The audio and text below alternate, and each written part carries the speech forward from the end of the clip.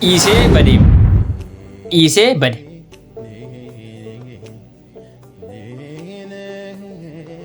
Ustaaz Ibsaa janaan ture. Hedduun hin jaalladha. Garuu hedduu jaalladhus obsi waa xiqqoosii walitti deebina. Kabajamtootaaf jaalatamtoota keenya viidiyoon har'a dubbachuu deemu viidiyoo kana lamaan irraayi. Mata dureen viidiyoo kiyyaa kana viidiyoon kun dheerina isaatiinis isin dhaggeeffachiisa. Wantoota akkas yaadatti kennataa wajjin deemna na waliin tura. Kabajamtootaaf jaalatamtoota keenya baga walitti deebine. Ani biikshoodha. Dhimmoota garaagaraa ajandaa ta'an miidiyaa irratti deddeeman takka finnee waliin mari'achuun beekamna. Maatiin keenyas ni beekan. Warri beektan ni beektan, warri hin beekne immoo har'a beeka. Kanaan achitti wanti isin ta'uu qabdan maatii keenya ta'uudhaaf subscribe gochuu, laayikii illee nu gochuu hin irraanfatina. Yoo yaada qabaattanis koomentii jalatti waan sirreeffamuu qabu koomentii jalatti barreessite. Qabiyyeen viidiyoo keenyaa nuti har'a qabannee dhiyaanne qabiyyee viidiyoo kana lamaaniiti. Kana lamaanii jechuudha. Tokko dhimma Roozaa gurbaan dhiisee bade, kalammata intala Ustaaz Ibsaa jaaladhaan ture, jarajjanaan ture, kan isaan caalan argachuu mala jechuudhaan seenaa sahaabaa Rasuulaa sallallahu alaihi wasallam Ummu Sulaimaa asliitti himtee akka Ustaaz Ibsaa jaalataa turan akka Rabbiin immoo waliif nuun qoodne jettee dubbataa turte. Haalli isin dubbataa turte haala gaariidha. Garuu amantii Islaamaa keessatti shari'aa keessatti akka kun ni eeyyamama jennee kan ulamoota illee gaafannu ta'a. Gama biraatiin Ustaaz Ibsaa shamarroonni hedduun arrabsaa jiran, shamarroonni hedduun xiqqeessaa jiran, shamarroonni hedduun ammoo sababaa isaanii akka waan isaan gabbaraa turaniitti isaan fuunaan amantii dhiisanii gariin sirba jammaran, gariin iqaaba yookaan sitirii shari'aan Islaamaa eeyyamtu ofirraa baasan. Kana keessaa ati isa kami? Namni hedduun gaanii jaallata. Ani silaa shamara ta'ee Ustaaz Ibsaa jaalladhe natti tola ture. Garuu jaallachuun argachuu miti. Bakka hin rafnettis hin muganii waan jedhamu jira. Fakkeenya isinii kaasuu danda'a. Yeroo kana keessatti waan tahaa jiru. Intalti kun Roozaa jedhamti. Maallaqa qabduu fi qabeenya qabduuf fayyadamtee carraa yookaan paaspoortii biyya alaa Kanaadaa qabduuf fayyadamtee dargaggeessa kana fuute. Dargaggeessa kana yeroo fuututti haala gaariin waliin jiraataa turan. Garuu namoonni tokko sooshaal miidiyaa irratti raaga garaagaraa irratti raagaa ture. Yaa Rooza, gurbaan kun si jaallateeti miti. Ati nama jaalalaaf yeroo kanatti bakka si jaallatan hin qabdu. Yoo maallaqa tokko itti ta'e malee nama guddaa taatee jirta. Akkasumas ilmoolee gurguddoo qabda. Ilmoo tokko umriin isaa 20 kan 18 kan 19 qabdi. Keessattuu intalti shamaraa isiidhaan qixxeedha. Ati yeroo kanatti haala soddaatiiti hin barbaachisu wanta akkasii jedhanii gorsaa turan. Haa ta'u malee isin dhaga'uu hin dandeenye miira inaaffaati jechuudha. Kanas komataa turte. Boodarra maaltu ta'e gurbaan isii akka dhiisu akka isiirraa fuula garagalee dubbataa jirti. Isiinumti boohaa mee dhaggeeffadhaa viidiyoo kana.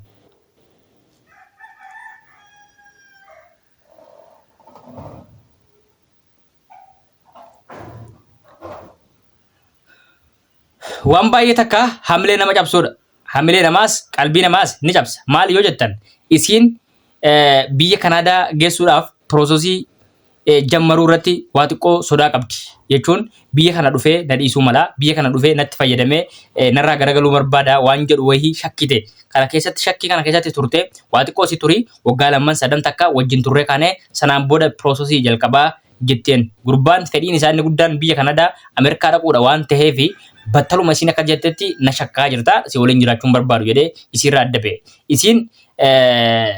Isiirraa adda ba'u osoo hin taane waan Itoophiyaa keessatti ta'e hunda qabeenya isii Itoophiyaa keessatti ta'e mana wantoota garaagaraa hedduu akka inni isiirraa qooddatee adda bahetu himamaa jira. Biyya Itoophiyaa keessatti qabeenya ati qabdu hundi yoo fakkeenyaaf jaarsaaf jaartiin wal lolan qabeenyi sun qixxeedha. Fakkeenyaaf yoo inni waa takka keessaan qabaannee hanqeetuma ta'e jaarsaaf jaartii taanaan waraqaa mana murtii qabaannaan qabeenyi jiru hunda basa qixxee ta'aa jechuudha. Akkasitti shawwadee intala kana umurii isii biyyoota faranjiitti fixxe kana qabeenya isiin waggoota 18 ol itti laffaate sanuu ijoolleen akka dubbataa jiranitti namoonni garaagaraa akka dubbataa jiranitti qabeenyi kun qabeenya ijoolleeti. Mootummaan Kanaadaa ijoolleedhaaf of dura qabeenya kenna. Fakkeenyaaf waan ittiin baratan kan waggaa 10 bakka takkatti qabee kennaaf. Maallaqa sana fuutee facaafte jechuudhaan namoonni tokkos dubbataa jiran. Gama biraatiin isiin immoo akkasuma waliin maallaqa dhabdee isa dhabdee dhiifte. Gara tokkoon Roozaan ni milkooyte. Maal milkooyte yoo jettan baguma biyya sana geessitee ittiin garangalin. Inni xiyyeeffannoon isaatii fi kaayyoon isaa inni guddaan biyya sana. Maashaallah geette moo guddatte amma kama heerumtulle. Akka biyyeetti qabadhee isiniif dhiyaate isa. Dubartiin gidee heeruma geettu akka joonsiinatti ceekuu kana baafti bara harafaa ta'een qixxaa'u kan. Ajnabi ilaaluun hin ta'u garuu dhiifama ta'e. Rakkoo miti. Maal hojjetarree raabsanii? Viidiyoon kun gaariidha. Akkuma jaallataa jirtu ibsite. Ammallee rafiitiin hin beeku. Ustaaz Ibsaan fuudhanii dhageette? Kaamtu dhufaa waan jedhu wayii. Maa rakkoo qaba sadii taafee bara. Agarsiisuma irratti maal jettee? Saaxeen bintiin isaa warri himoo kun baay'ee gadda ta'aa jira. Fuudhuu isaaniiti. Seenaa isii fiddee abbaan manaa isii kaan duunaan booda abbaa manaa. Abdiin gaa'ela gammachuu isaanii fataasisu. Turte boodarra garuu kan abbaa manaa. Eegaa turte ati yaada kee? Akkasuma anaafis Ustaaz Ibsaan na biraan. Maa waan hin eegu maaltu na dhowwee maa na bira turan bara. Kuni arguutti ture. Aadaa isaa maal jedha beektaa? Amiironni kunniin markaza garaagaraatirraa baay'eetu isaan hawwaa ture. Fiigee akka nama amiira takkaatti mee odeeffannoo jiru kan. Hawwinaan wanti na dhowwee hin jiru. Bakka sanatti haqiiqaa waasuufne yoo ta'es nam tokko jaalladhe taanaan ani tamanii of qopheessa taanaan eenyu nu gaafachuudhaaf hin qaanfadhu. Waan si ajaa'ibu keessa. Garuu dirqama ofii kiyyaaf nama sanaaf hin ta'a. Ani naaf ta'a jedhee qopheessa taanaan gaafachuudhaaf wanni hin qabu. Garuu Intaayyaa isaa ammaa ittiin qophaa'in dura. Hai. Saaxiin isaa Maal argattee? jechuudha? Argatteeti